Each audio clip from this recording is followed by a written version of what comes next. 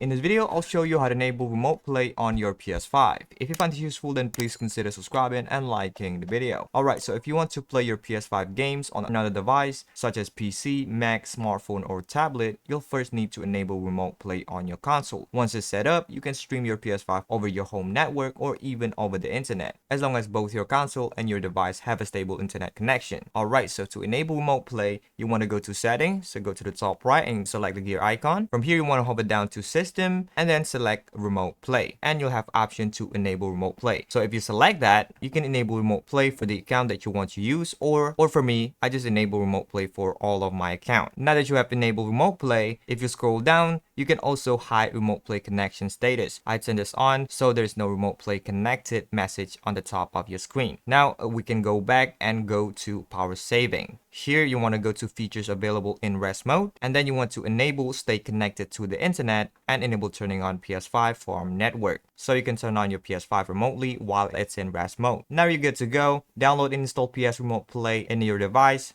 And once it's installed, just connect it and play your PS5 remotely. So that'd be it. If you find this useful, then please consider subscribing and liking the video.